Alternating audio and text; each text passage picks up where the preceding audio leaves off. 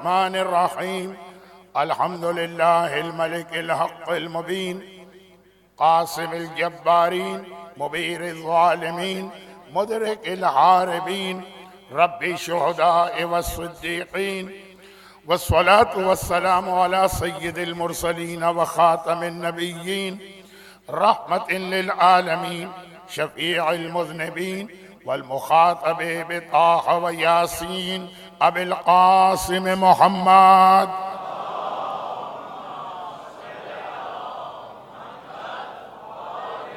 وآله الطيبين الطاهرين المعصومين المظلومين المنتجبين الميامين سيما على بقية الله في الأراضين وحجته على العالمين الإمام المنتظر والحجة الثاني عشر أجل اللهم له الفرج ولعنة الله على أعدائهم وقاتليهم وظالميهم أجمعين أما بعد فقد قال الله عز وجل في كتابه المبين وفرقانه المتين وقرآنه المجيد بسم الله الرحمن الرحيم ومن قتل مظلوما فقد جعلنا لوليه سلطانا وقال وسيعلم الذين ظلموا أي منقلب ينقلبون.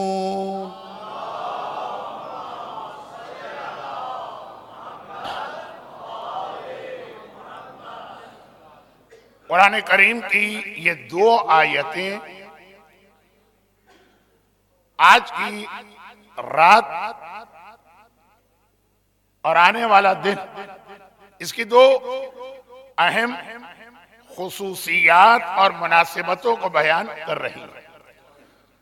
9 ربیع الاول کی شب لگ چکی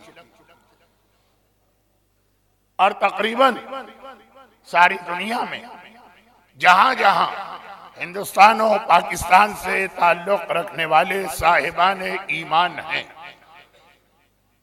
سوگ بڑھا چکے ہیں، خوشی کے جشن شروع ہو چکے ہیں. خواتین کے حوالے سے تو باقاعدہ لال کپڑے بھی ہوں گے، پورے میک اپ بھی ہوں گے حدود شریعت کے اندر، اور کہیں کہیں حدود شریعت کے باہر بھی ہے. تو مردوں کے لیے مجھے وہ ماحول اس وقت نظر نہیں آ رہا ہے جو باقی ساری دنیا میں دیکھتا ہوں. میری اپنی تو مجبوری ہے، 2.5 مہینے سے وطن سے نکلا ہوا ہوں. میرے پاس تو 9 ربیع الاول کی خوشی کے حوالے سے اس رنگ کے کپڑے نہیں. یہ تو مجبوری میں میرا لباس ایسا ہے، میں آج کسی کا سوگ نہیں منا رہا ہوں. لیکن کل تک ہم سیاہ پوش تھے اور کالے کپڑے پہنے ہوئے تھے.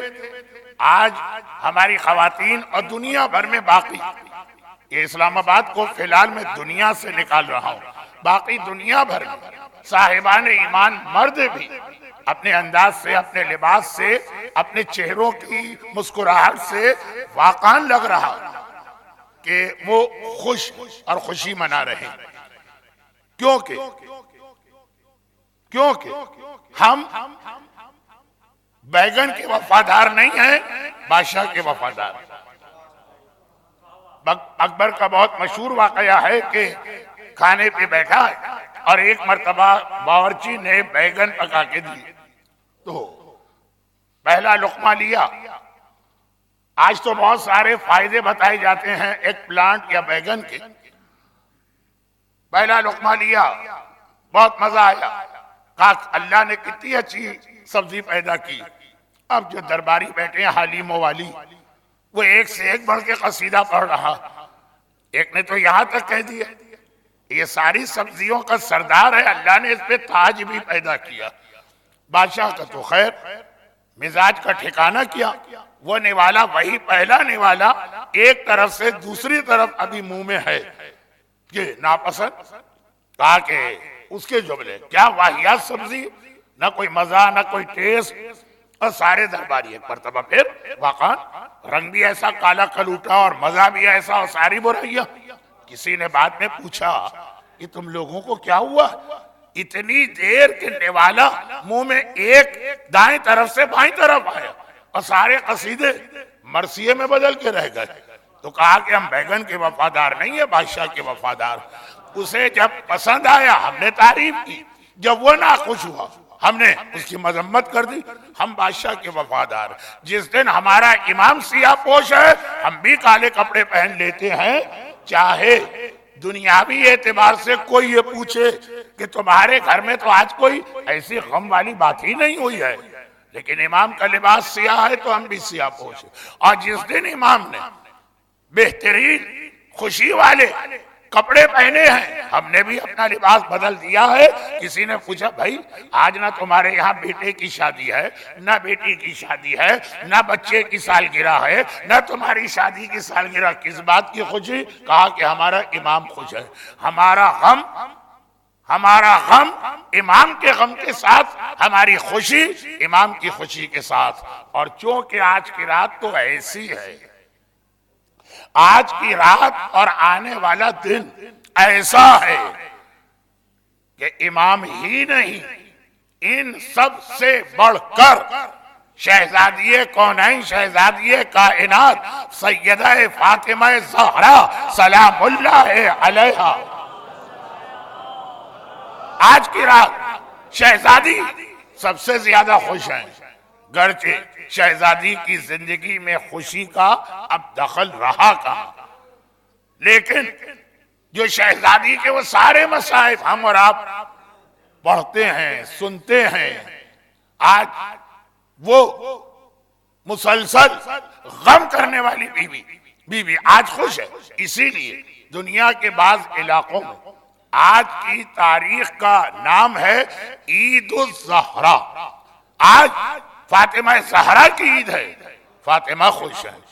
اور سوال یہ پیدا ہوتا ہے کہ کیوں؟ تو اس کے دو جواب ہیں، ایک تاریخ کا جواب ہے اور ایک حقیقت میں اصلی اور آنے والے دور کا جواب ہے. قرآن کریم کی دو آیتوں کی میں نے تلاوت کی. پہلی آیت سورہ بنی اسرائیل کی مشہور آیت ہے، لیکن تقریر کی ترتیب میں اس پہلی آیت کا بیان بعد میں آئے گا. دوسری آیت سورہ شعراء کی، یہ بھی بہت مشہور آیت ہے،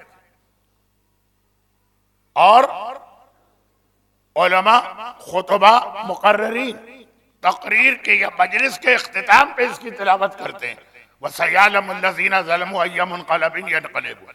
میں نے آغاز اس آیت سے کیا کیونکہ یہ وہ آیت ہے کہ اگرچہ آدم سے لے کے قیامت تک ہر دور، ہر زمانے، ہر انسان، ہر قوم، ہر ملت، ہر ملک، ہر سپر پاور، سب کے لیے ایک پیغام، مگر سب سے زیادہ اس آیت کا بہترین اطلاق کربلا کے واقعے کے حوالے سے ہوا. آیت کا ترجمہ یہ ہے کہ اے ظلم کرنے والوں، بہت جلد، سیعلم السین ہے، صوفہ بھی نہیں، بہت جلد، ان قریب، اے ظالموں تمہیں پتہ چل جائے گا کہ زمانہ کیسے بدلتا ہے. اور آج کا اتنا بے حیا، بے غیرت، طاقتور ظالم کل کس طرح سے اپنی جان بچاتا پھرتا. وہ طاقت، وہ غرور، وہ تکبر، وہ گھمنڈ، جس وقت وہ اپنے عروج پر ہوتا ہے ظالم اپنے آپ کو اللہ سے کم نہیں سمجھتا. لیکن قرآن نے کہا کتنے دن، سیعلم الذین، بہت جلد اس ظالم کو پتا چلے گا. تو میں نے کہا کہ یہ آدم سے لے کے قیامت تک کے ظالموں کے لیے پیغام، چاہے وہ شداد و نمرود و فرعون جیسے ماضی کے حکمران اور شاہ ایران و صدام اور امثالہم جیسے موجودہ زمانے کے حکمران، سب کے لیے ایک پیغام ہے. مگر سب سے بہترین اس آیت کا اطلاق کربلا کے حوالے سے ہے. یہی وجہ ہے کہ جب یہ آج غم کا بیان نہیں، مصائب نہیں، صرف تاریخی واقعات ہیں. یہی وجہ ہے کہ کربلا کے قیدی اور اسیر جب کوفے سے شام چلے، ایک بہت لمبا سفر، اور اس زمانے کے اعتبار سے یہ علاقہ جو اس وقت آج سے مطلب ہے کہ 8 دسمبر 2016 حلب میں فیصلہ کن جنگ کا آخری مرحلہ آ چکا. تقریباً ان سارے دشمنوں کو وہاں سے بھگا دیا گیا ہے. تو یہ قافلہ جو چلا تو حلب اور حلب سے دوبارہ دمشق کی جانب آیا. بلکہ یہ کہا جاتا ہے کہ لبنان کے کچھ علاقوں سے بھی گزرا. چنانچہ آج بھی لبنان کے شہر بالبک میں آقا حسین کی ایک بیٹی کا بڑا شاندار روضہ، جو کہ اب لوگ جانے لگے تو سوال بھی کرنے لگے، تو اشارہ بھی ممبر پہ کرنا پڑ جاتا ہے. ورنہ آج کا اپنا موضوع اتنا بڑا کہ میں صرف اسی ایک جملے پر بات ختم کرتا ہوں کہ ایک بہت ہی شاندار روضہ یوٹیوب پر بچے بیٹھتے ہیں، وہ تو دیکھتے رہتے ہیں. اب یہ سارے سفر میں ایک بار نہیں، کئی بار رات کے وقت جب یہ قافلہ رکتا تھا، عام طریقہ کار یہی ہے کہ سارا دن قافلہ چلتا ہے. قافلے سے مطلب اسیروں کا قافلہ، قیدیوں کا قافلہ. عمر سعد کی فوج کی نگرانی میں یہ قافلہ چلتا ہے. سارا دن سفر، شام کو قیام، رات بھر آرام، اور پھر اگلی صبح دوبارہ سفر. تو کئی بار راستے میں ایک غیبی آواز سنائی دیتی تھی جو قرآن کی صرف اسی آیت کی تلاوت کر رہی ہوتی تھی. اے ظلم کرنے والے ظالموں، بہت لمبی مدت نہیں چاہیے، ان قریب ظلم کرنے والوں کو پتہ چل جائے گا کہ ایام منقلب ینقلبون، انقلاب کیسے آتا ہے، حالات کیسے بدلتے ہیں. بلکہ حلب جہاں پہ لوگ زیارت پہ کثرت سے جانے لگے تھے، جب یہ حالات بدلے اور انشاءاللہ یہ سارے ظالم ان قریب اس طرح نیست و نابود ہونے والے ہیں کہ آپ دوبارہ اسی انداز سے جایا کریں گے. شام تو لوگ جا رہے ہیں، یعنی دمشق، سیدہ زینب کے روضے پر بھی، حتیٰ بازار شام میں شہزادی سکینہ کے روضے پر بھی. میں تو حلب کی بات کر رہا ہوں کہ حلب تک بھی دوبارہ ہم جانے لگیں گے انشاءاللہ بہت جلد. تو وہاں